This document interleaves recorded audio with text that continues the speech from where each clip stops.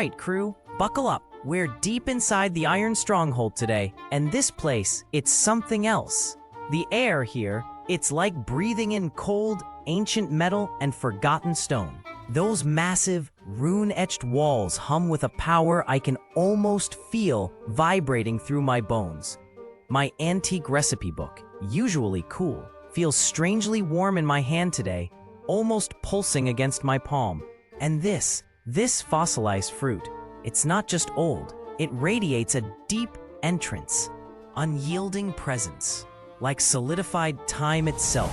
The scent, it's faint, a dry, mineral dust mixed with something sharp, like ozone after a lightning strike. The recipe calls for a Granite-Heart infusion.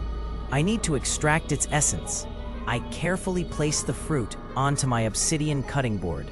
The surface is rough, like petrified wood, but incredibly dense. My purification knife, usually so eager, feels heavy, almost reluctant in my grip. I press down, trying to find a seam, a weakness. It resists like cutting into solid rock. A faint metallic ping echoes through the chamber as the blade finally bites. As the first sliver detaches, a sudden, intense chill washes over me. Not from the air, but from within. My tongue goes numb, then my entire mouth. It's not taste blindness this time, it's a complete sensory void. I can't feel the knife, the board, even my own breath.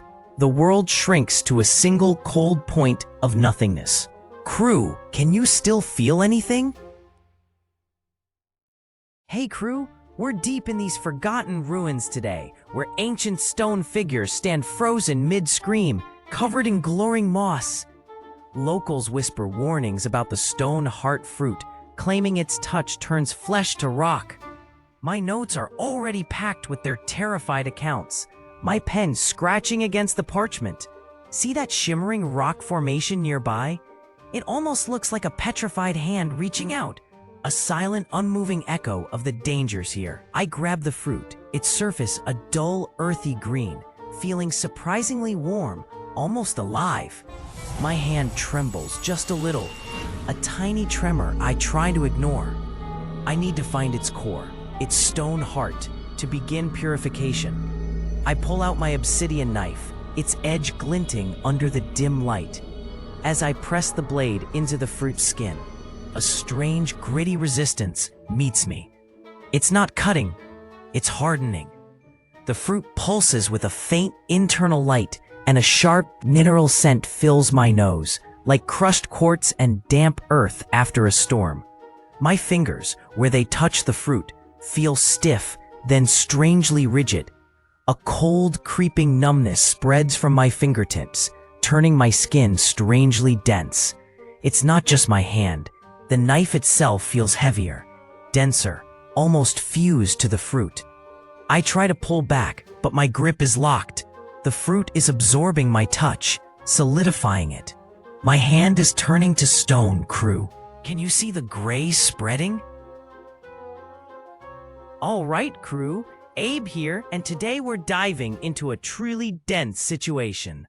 Look around you. This place, it's like a forgotten quarry, all rough-hewn stone and strange, glowing moss clinging to impossible angles.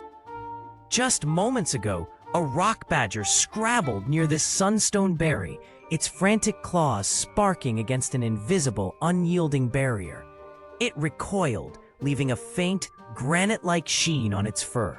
A lingering echo of whatever force protects this fruit. I approach the berry, a vibrant, almost pulsating orb nestled deep in a crack in the stone. It smells like dry earth after a long rain, mixed with something sharp and metallic, almost like iron filings and a faint, sweet tang of something ancient.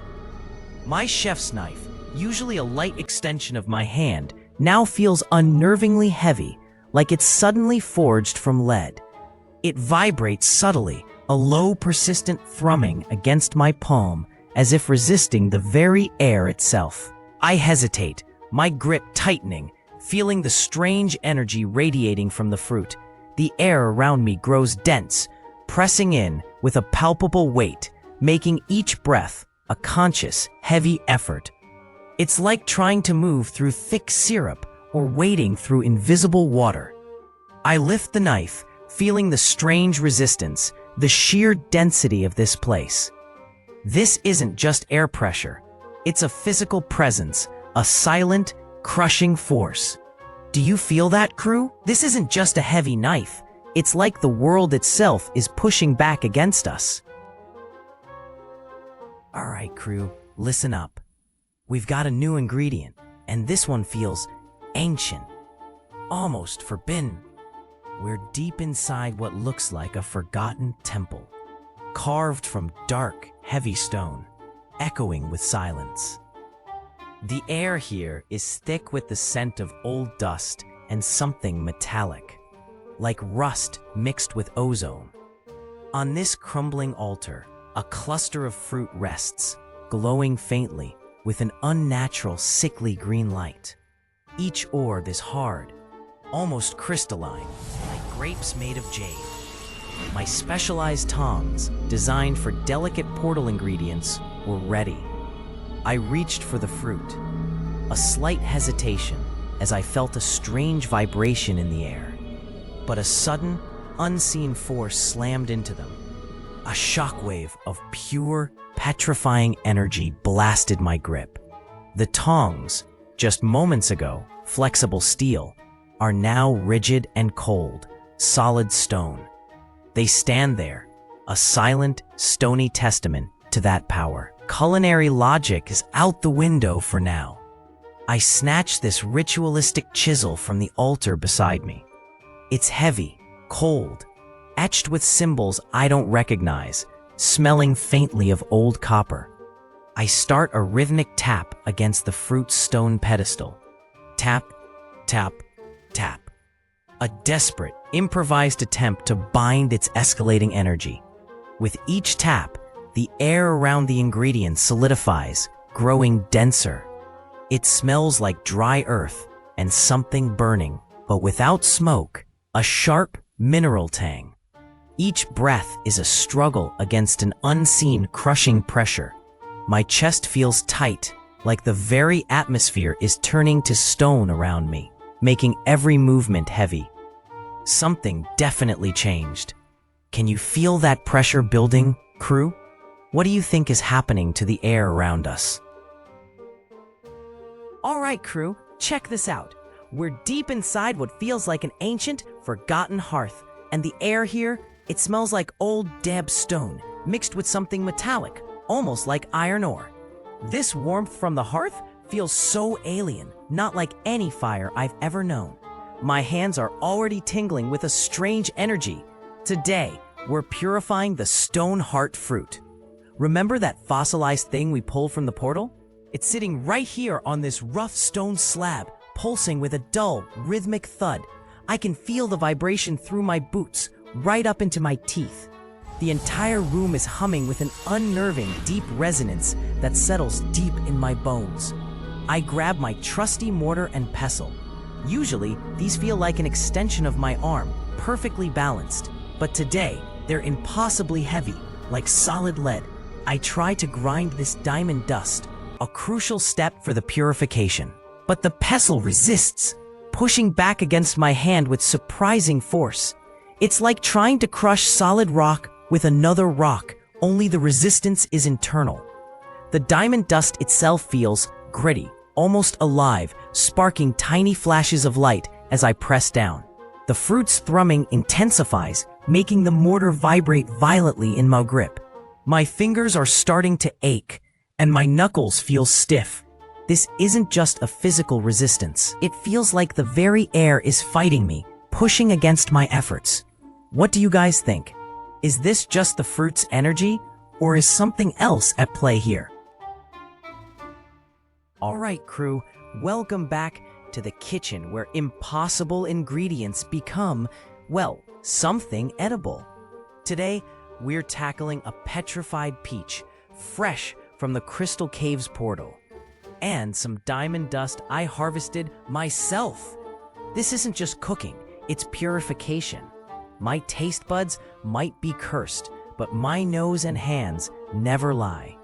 I carefully spoon the shimmering diamond dust into the bowl, watching it settle like starlight on the stone-hard peach pulp. The air here always feels different, a faint echo of the portal's energy still clinging to the ancient rock walls. As my chef's spoon, usually so familiar, touches the mixture, a low hum starts. It's not just sound, it vibrates right through the ceramic bowl, up my arm, and into my jaw. My teeth actually ache with the resonance. The metallic wine intensifies, grating, sharp, like 1,000 tiny blades scraping against rock. I try to stir, but my chef's spoon feels charged, sparking faintly where it meets the concoction. Each rotation is harder than the last. The mixture resists, thickening, almost solidifying under my touch. This isn't right. The air around me grows heavy, dense, tasting intensely of ancient stone and raw, unrefined power. It's like breathing pure, unrefined earth. I hesitate, my grip tightening on the spoon, feeling the strange resistance. What do you guys think? Did I just make a rock? All right, crew, check this out. We're deep in what I'm calling the petrified gardens today, surrounded by these colossal, crumbling arches that hum with a faint, ancient energy. The air here smells like damp earth mixed with old, cold stone, and a hint of something metallic, almost like rust. My last purification attempt left a faint, shimmering residue on my obsidian tasting spoon. But that's nothing compared to this. I've been working on this Earth-Heart paste from the latest portal drop, trying to coax out its core essence. The mixture just transformed, solidifying into a crystalline, unyielding paste right in the bowl. My usual tasting spoon scrapes against it, refusing to scoop even a tiny sample.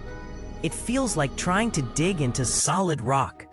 I hesitate, my hand shaking just a little from the effort. I manage to chip off a microscopic shard, bringing it closer to my nose.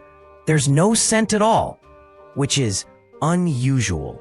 As I lean in, a phantom weight settles over my limbs, heavy and cold, making me almost stumble. My skin tingles, feeling like it's encased in a thin, unyielding shell, a sensation that prickles at my senses, almost like my own body is turning to stone. It's a chilling preview of the granite durability this ingredient promises. What do you think, team? Should I try to crush it or risk a direct taste? Hey crew, Abe here, back in the ancient kitchen. The air hums with residual energy from the last purification, a faint scent of burnt sugar and distant lightning. This sunstone peach just emerged from the newest portal. It smells like warm honey, yes, but also something sharp, like ozone after a storm. Leo, hand me that obsidian knife, please.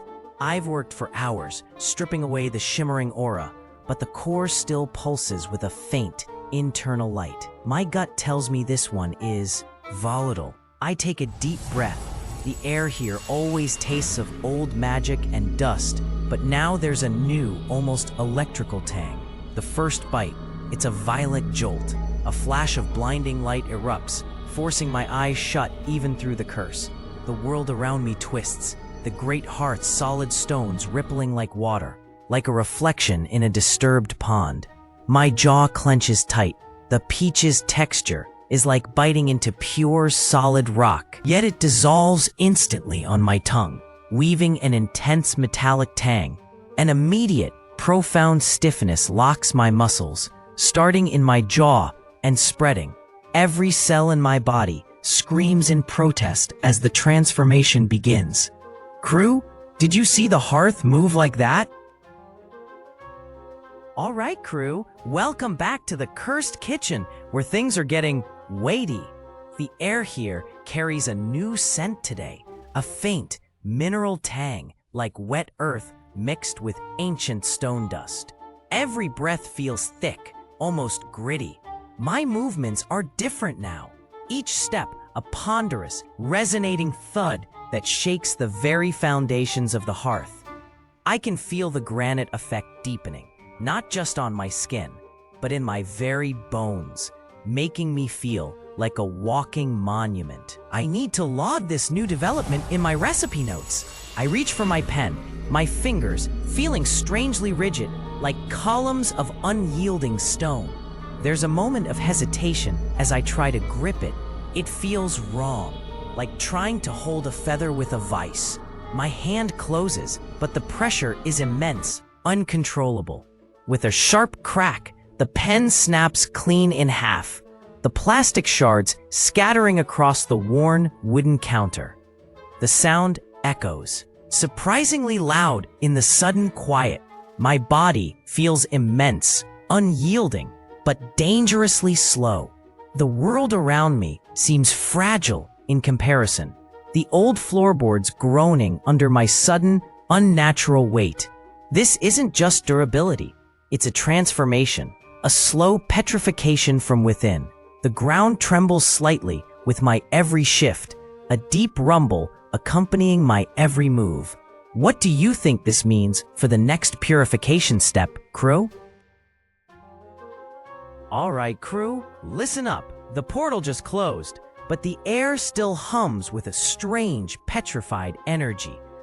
It smells like damp earth mixed with old, crumbling stone dust, a scent that clings to everything, even my chef's coat. I try to stretch, just a simple reach for the spice rack, but my muscles feel like they're packed with solid concrete.